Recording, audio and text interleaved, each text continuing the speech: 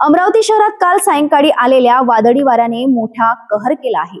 शहरातील तब्बल 8 ठिकाणी मोठमोठी झाडे कोसळल्याच्या घटना घडल्या असून अनेक भागात काही काळ वाहतूक विस्कळीत झाली होती.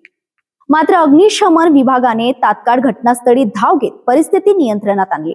26 मे 2026 रोजी सायंकाळच्या सुमारास अमरावती शहरात अचानक वादळी वाऱ्याने जोर धरला आणि शहरातील विविध भागांमध्ये झाडे कोसळण्याच्या घटना घडू लागल्या. फरसी स्टॉप परिसरात आयुर्वेदिक दवाखान्याजवळ आणि कल्याण नगर येथे मोठे झाड रस्त्यावर कोसळले.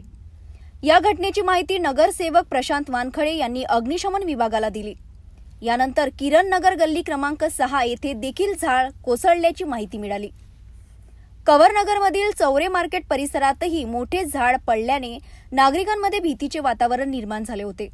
फरसी स्टॉप येथील नरहरी मंगल कार्यालयाजवळ, मंगलधाम परिसरात आणि प्रशांत नगर हनुमान मंदिराजवळ देखील झाडे कोसळल्याच्या घटना घडल्या.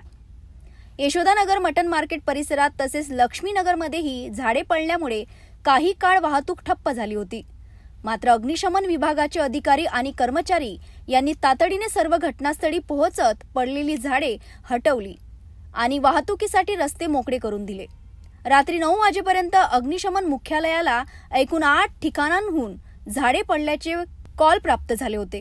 विशेष म्हणजे या सर्व घटनांमध्ये कोणतीही जीवित किंवा विद्युत हानी झालेली नसल्याची माहिती प्रशासनाने दिली आहे.